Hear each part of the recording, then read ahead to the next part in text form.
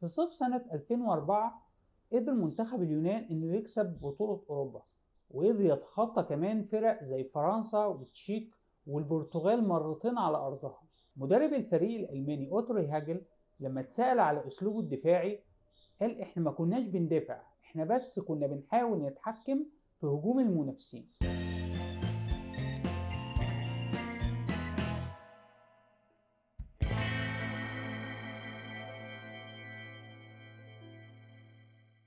أول مباراة لمصر في كأس العالم كانت ضد منتخب هولندا في استاد لا فافوريتا في مدينة باليرمو.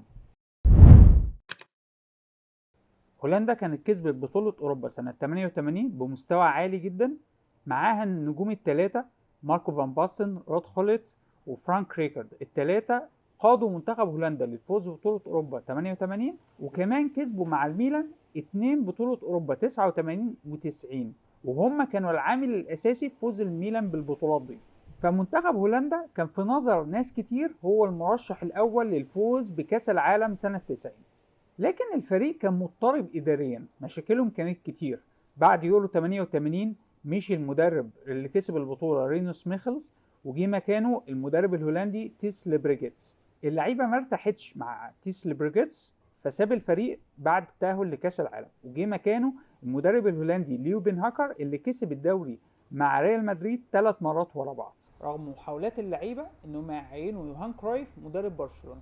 مصر بدأت مباراة هولندا بتشكيلة الوديات الأخيرة: شوبير وإبراهيم حسن وهشام يكن وهاني رمزي وربيع ياسين وأحمد رمزي في الدفاع، مجدي عبد الغني وإسماعيل يوسف وأحمد الكاس في النص، وقدامهم حسام وجمال عبد الحميد. بداية المباراة كان أداء حذر وخوف ظاهر على كل لاعبي مصر، لكن واحدة واحدة وبمرور الوقت بدأ لعيبة منتخب مصر إن هم يبقوا ند للفريق الهولندي.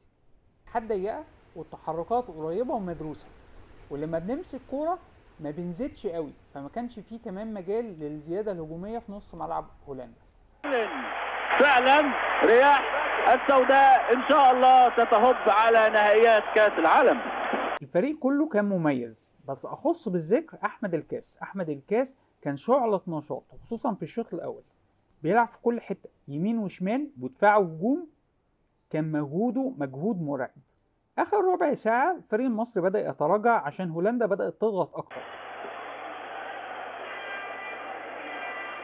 لاعب نادي برشلونة يلعب الضربة الحرة مباشرة وضعيفة من الضغط الهولندي ده اثمر على فرصتين لماركو فان باستن ضيعهم، وفي شوطة حلوة شاطها رونالد كومان مدافع هولندا صدها شوبير ببعض. الربع ساعة دي كان نجمها هاني رمزي.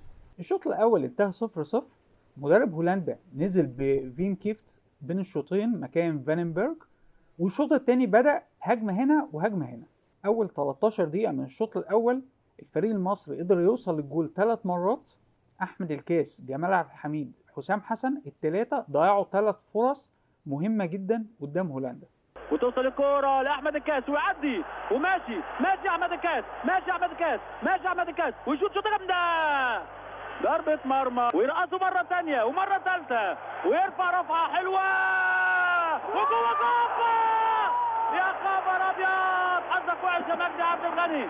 قنبلة الكاس، قنبلة من الكاس، قنبلة من الكاس يطير عليها بروكلين وعالية وشوبير بالبوكس وادي اسماعيل واحمد رمزي وعالية وريكارد بدماغه ضربة ويعدي احمد وماشي احمد وفين جمال ويلعب جمال.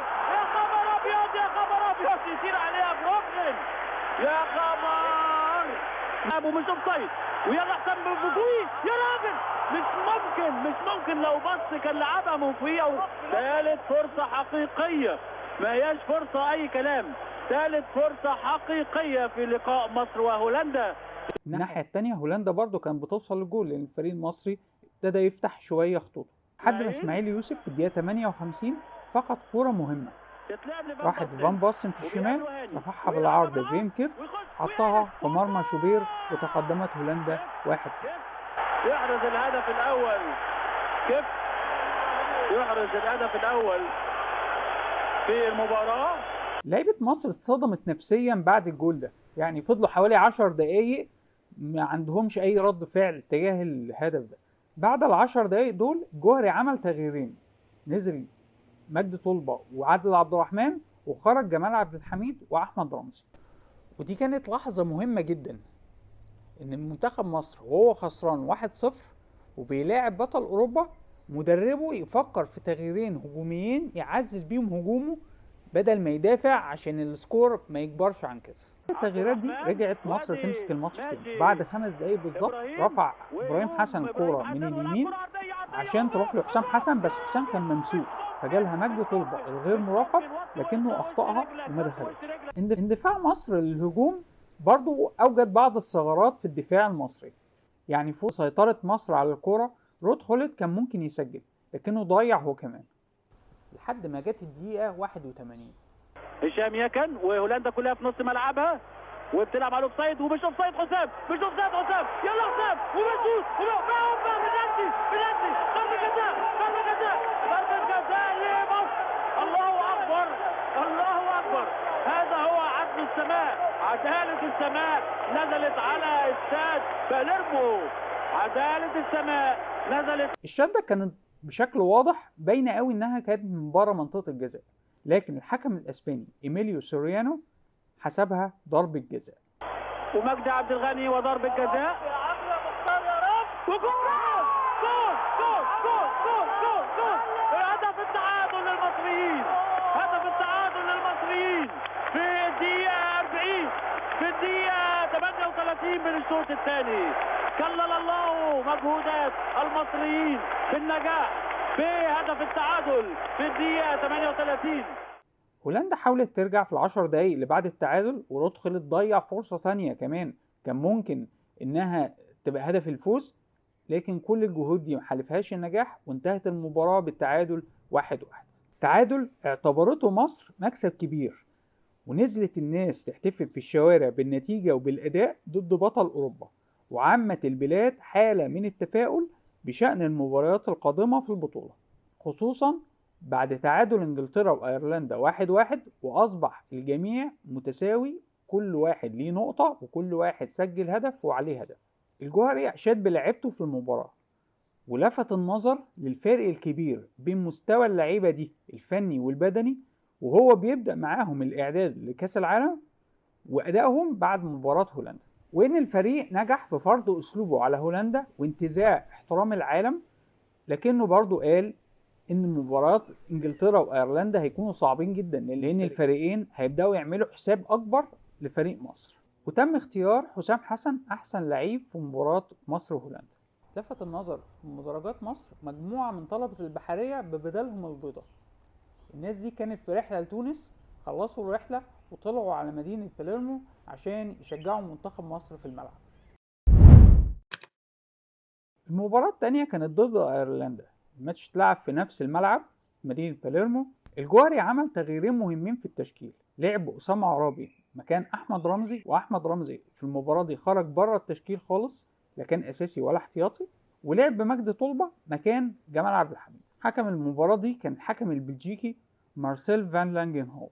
مصر بدأت المباراة دي زي ما بدأت مباراة هولندا، أسلوب متحفظ، اهتمام بالأداء الدفاعي مع محاولة لبناء الهجمات، لكن ايرلندا كانت مقفله المساحات اكتر من هولندا، فكان في صعوبه في بناء الهجمات، فما امكنش المنتخب مصر انه يصنع اي فرص. في المقابل فريق ايرلندا جالهم فرصه او اتنين خلال الشوط الاول، لكنهم ما كانوش بالخطوره الكبيره، بس كان واضح ان خط وسط ايرلندا بيضغط احسن من خط وسط هولندا، واجسام لعيبه ايرلندا كانت اقوى وكانوا اقوى في الالتحامات وبيميلوا اكتر كمان للعنف في بعض الاحيان. انتهى الشوط الاول بدون اهداف. الشوط الثاني بدأ بضغط اكبر للفريق الايرلندي، بعد 4 دقايق بس جت فرصة خطيرة جدا لفريق ايرلندا، عرضية من الشمال من ري هاوتر تفوت من ربيع ياسين وتوصل لكيفن شيلي مهاجم ايرلندا اللي يوقف ويشوط، بس الكرة ما تركنتش معاه كويس فيقدر شوبير انه يصدها. برافو يا شوبير. ابراهيم حسن، مجدي عبد الغني بيفوت، لعبها المجدي طلبة، بس اللعب انحصر تاني بعدها في نص الملعب بدون خطورة كبيرة على المرمى. الجوهري دفع بطاهر ابو زيد، اداله نص ساعه يحاول يسحب فيها الهجوم المصري لقدام، لكن واضح انه ما امكنش. ربع ساعة. ايرلندا بعدها جالهم اكتر فرصه في الدقيقه 70. سمع عرابي تقدم زياده عن اللزوم من الشمال، فجناح ايرلندا ري هاوتن سبق وخد الكوره وجري من اليمين في المساحه الفاضيه، لكن شوبير قدر ينقذها. بعدها الكاس خرج ونزل جمال عبد الحميد في محاوله تانية برضه تنشيط الهجوم، لكن الاداء فضل محصور في نص الملعب وانتهت المباراه دي بالتعادل 0-0. ومع تعادل انجلترا وهولندا اليوم اللي قبله 0-0، كل فرق المجموعه بقت متساويه في الرصيد نقطتين، وكلهم ليهم هدف وعليهم هدف. الاربع فرق كانوا متساويين في كل حاجه. الحقيقه انك لما ترجع لتفاصيل المباراتين هتلاقي ان الجوهري لعب المباراتين تقريبا بنفس الاسلوب.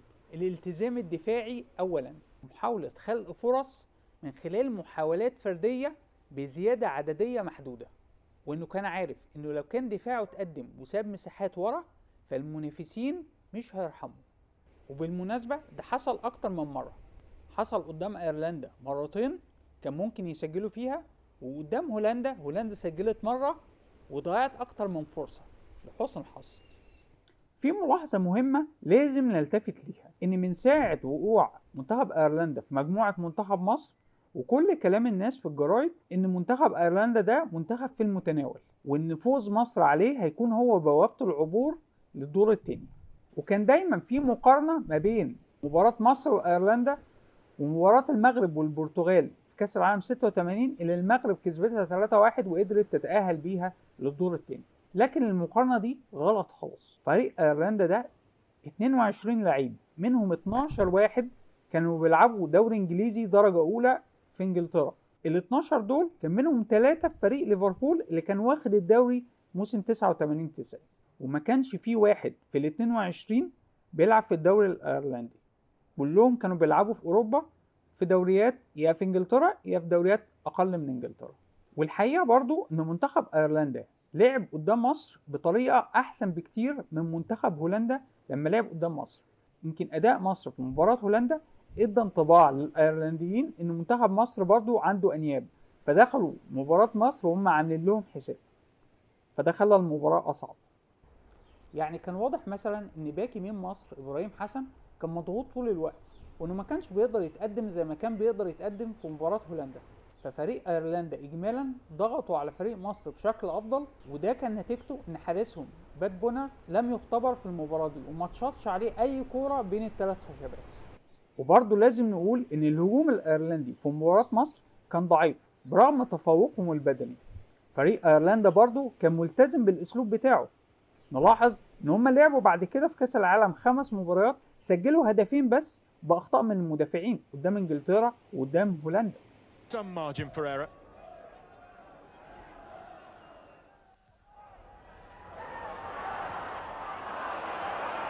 McMahon. Oh, given away by McMahon and trouble here. Kevin. وكرة عالية. ده يرجعها المدافع. ما يسيطر عليها. يعني لعبوا 570 دقيقة في كاس العالم ما سجلوش غير هدفين بس. فالحديث عن اسلوب الجوهري الدفاعي انا بجده غير منطقي. الجوهري اصلا كان يتكلم عن الاسلوب ده بعد مباراة رومانيا لما خسر 3-1 في استاد القاهرة. هو قال ان انا لو سبت مساحات ورا للمنافسين الاوروبيين هياكلوني، فهو اصلا كان قايل كده من الاول. ومباراة ايرلندا رغم ان ايرلندا كانت ماسكة كرة اكتر، فمنتخب مصر كان ماسك كرة اعتقد في حدود ال 40%، لكن ما قدرش يهدد مرمى منتخب ايرلندا لان فعلا كان ايرلندا دفاعها كان اقوى. يمكن اداء الفريق الهجومي قدام هولندا رفع سقف طموح الجمهور المصري، لكن كل مباراة وليها ظروفها. الحديث كمان على مستوى الفريق الافريقي الاخر الكاميرون اللي اشتركت في كاس العالم 90 واللي قدرت انها تكسب الارجنتين وتكسب رومانيا في اول مباراتين ليها في المونديال. المقارنة دي مقارنة غير عادلة، يعني مش عشان الكاميرون كسبت الارجنتين وكسبت رومانيا يبقى مصر لازم تكسب هولندا او تكسب ايرلندا. انجاز الكاميرون وان كان انجاز كبير لكنه كان بدون تخطيط، ولعبت فيه الصدفة والحظ دور كبير قوي عشان يتحقق. انا كنت اتكلمت عن الكاميرون في حلقة عملتها من 3 سنين. كمان الكلام عن ان الماتش ده اتسبب في استحداث قاعدة ان الكورة لما ترجع للحارس فالحارس ما يمسكهاش بايده الكلام ده خاطئ جدا، وانا كنت عملت حلقة في 2020 وضحت فيها ان الاسلوب ده كان بيتبع في كل حتة في الدنيا، وان الحارس الدنماركي شمايكل احسن حارس في يورو 92 لم يخجل من استخدام الاسلوب ده عشان بلاده تكسب يورو 92 في النهائي ضد المانيا. الجوهري بعد مباراة ايرلندا اكد ان المنافس كان بيعتمد على الكرات الطويلة في الهجوم، وانه عشان كده اضطر يرجع المدافعين لورا عشان يفسد خطة هجوم ايرلندا. الناحية التانية مدرب ايرلندا جاك تشارلتون قال انه مش بيحب الاسلوب اللي منتخب مصر انتهجه في الدفاع عن مرماه، وده شيء طبيعي، فريق عايز يكسب اكيد مش هيحب الطريقة اللي الفريق المنافس بيدافع بيها، ما الجوهري مش هيحط الخطة اللي تعجب تشارلتون يعني. وعلى الجانب الايرلندي هما كمان كانوا شايفين مباراة مصر فرصة ليهم، وان هما لازم يكسبوا ويضمنوا التأهل، والجمهور الايرلندي كان مالي الاستاد، وبعد الماتش الناس سواء في الاستاد او في ايرلندا كانوا محبطين جدا، وبعضهم شافوا ان فريقهم لم يصل للمرمى بالشكل الكافي، وتعرض تشارلتون لنقد لاذع من المحللين في ايرلندا برغم انه هو اللي كان موديهم لكاس العالم لاول مره. الحقيقه كمان ان هاني رمزي خلال مباراتين هولندا وايرلندا تقريبا كان هو احسن لعيب في منتخب مصر في المباراتين، قافل كل الطرق للمرمى، بيلعب بثقه وبذكاء برغم انه كان اصغر لعيب في الفريق المصري، كان عنده 21 سنه بس، وبالفعل كان هو اول واحد في منتخب مصر يجيله عرض احتراف لما حاول فريق نيوشاتل زماكس السويسري عن طريق رجل الاعمال البورسعيدي كامل ابو علي انه يضمه خلال مباراه كاس العالم. شوبير كمان كان مميز جدا في المباراتين، خصوصا في مباراه ايرلندا. بالمناسبه شوبير كان شعر بألم كبير بعد مباراه هولندا في ظهره، والجوهري راح معاه المستشفى اكتر من مره عشان يشوف الموضوع ده، ومشاركه شوبير في مباراه ايرلندا كانت محل شك لحد قبل المباراه بحاجه بسيطه. ساب الفريق المصري مدينه باليرمو وجزيره صقليه او سيسيليا بالايطالي، واتنقل لأداء مباراته الثالثة في مدينة كالياري في جزيرة سردينيا عشان يلعب مباراة انجلترا. مباراة انجلترا اتلعبت في مدينة كالياري في استاد سانت إيليا، حكمها الحكم السويسري كيرت روسلسبرجر. بالمناسبة الحكم ده هو الحكم الوحيد اللي كمل المونديال بعد مباراة مصر، لأن حكم مباراة هولندا ومباراة ايرلندا الاتنين ما كملوش المونديال تاني بعد مباراة مصر، الاتنين ما كملوش لا حكام ولا حتى حاملي راية. الجوهري رجع تاني في مباراة انجلترا لتشكيل مباراة هولندا، رجع احمد رمزي ورجع جمال عبد الحميد. اول نص ساعة كانت هادية جدا والكل خايف يفتح اللعب سواء من مصر او من انجلترا، بس الدقيقة 31 كان فيها خبر وحش لمصر. كرة من الشمال يلعبها ستيوارت بيرس باك الشمال لمنتخب انجلترا، يروح عليها هاني رمزي عشان يقطعها فيغلط لأول مرة في البطولة، بدل ما يشتتها يحاول يوقفها، يضغط عليه جاري لينيكر ياخدها منه ويديها للمهاجم التاني في انجلترا ستيف بول اللي يشوط على الجول، فهاني رمزي يصدها ويحاول بول يشوط مرة تانية، لكن هاني رمزي في المرة التانية وقع على رجله الشمال، الكرة طلعت بره، لكن بان ان هاني رمزي مصاب إصابة كبيرة جدا. اللاعب وقف دقيقتين بعدها عشان يحاولوا يعالجوا هاني رمزي. الفريق المصري ان شاء الله تقوم سليم. النهارده البدلاء بتوع الفريق المصري طارق سليمان وصابر عيد واسامه عرابي. هاني خرج بيتسند على الدكتور. صابر عيد المدافع الاحتياطي بدأ يسخن، وهاني بيتوجع على الخط بوضوح، ومنتخب مصر لعب 7 دقايق ناقص لعب ونزل هاني اخيرا، ولكن كان في تخوف لان كان واضح انه مصاب فعلا. انجلترا مسكت الكوره من وقت خروج هاني رمزي وبدات تشكل خطوره. هاني كمان لما نزل كان واضح ان هو مش هو هاني قبل الاصابه. ناحيه الشمال يلعب عرضيه يطلعها لسه هتوقفها مجدي هنا وستيف بول ويعدي انما يطلعها هاني رمزي بره الملعب اوت. ضربه ركنيه. بنعمل حاجات غريبه. الاول بالتعادل السلبي 0-0. الشوط الثاني انجلترا ضغطت الكوره بره الملعب اوت، انما الحكم الدقيقه 58 هنشوفه حاسب ايه.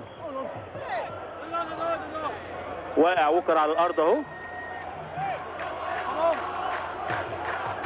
المدافع بتاع نوتنجهام فورست ووكر الاول، وادي 19 جاسكوين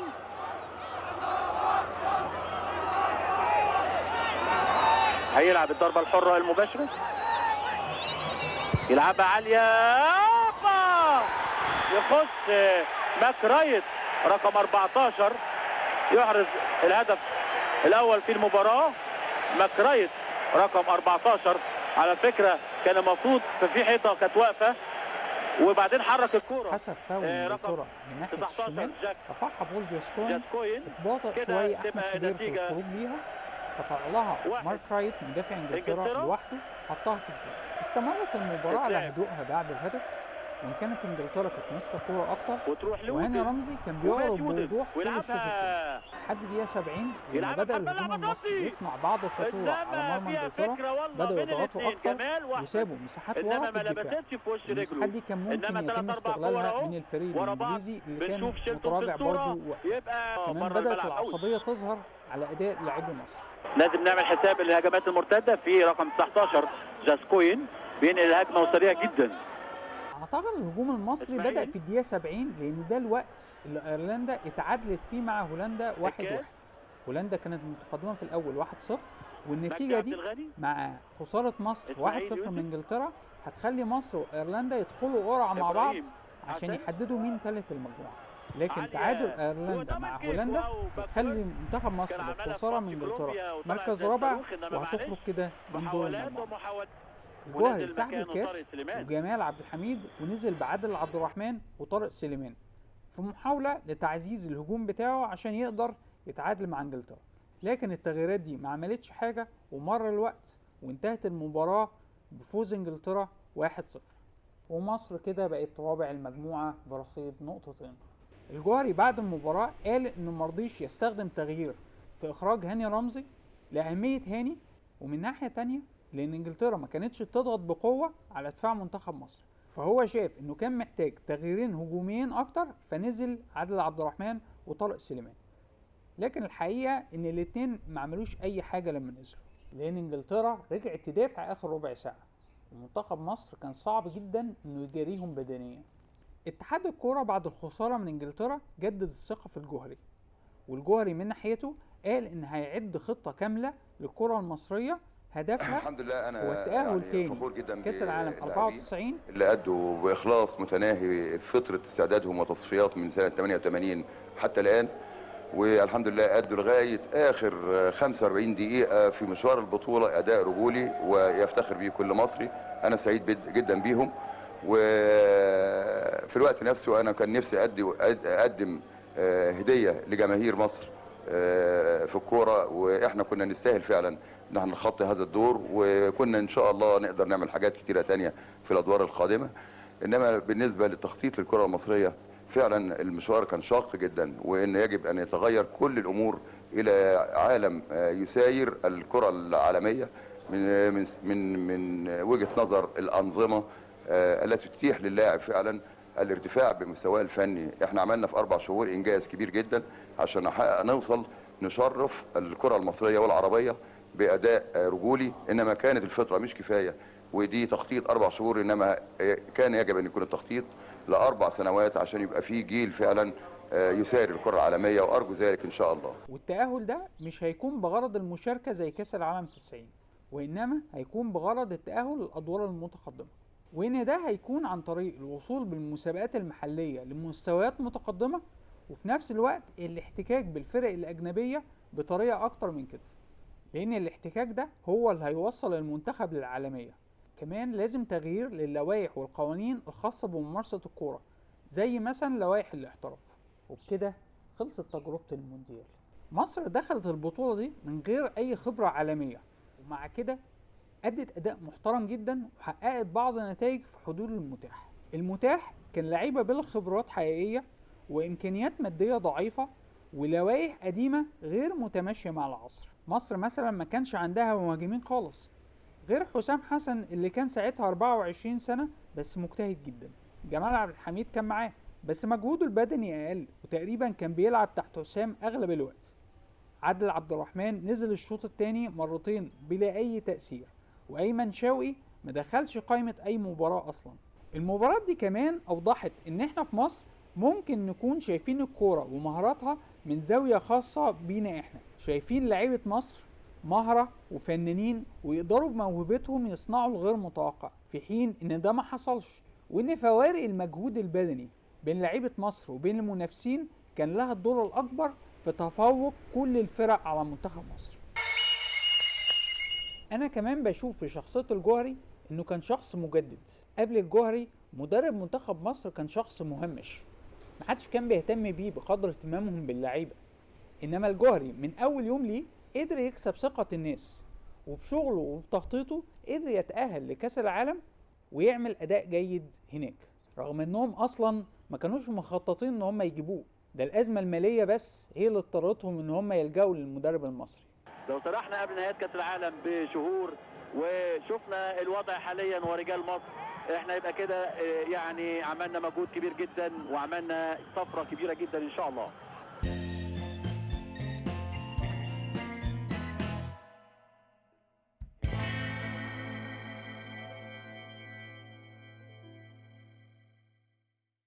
وبكده نكون خلصنا المشوار زي ما كان، مشوار فريق دخل المونديال وهو فريق أضعف وأقل خبرة، لكن بشوية إعداد نجح إنه يواجه أوروبا كلها بقوة وثبات. تعادل مباراتين وخسر مباراة بصعوبة 0-1 وساب لنا درس بسيط: انت ممكن ما تكسبش بس تخرج وانت مرفوع الراس. ده كان مشوار 90، ودي كانت حكايتنا في سكة زمان راجعين مع حكايات تانية كتير.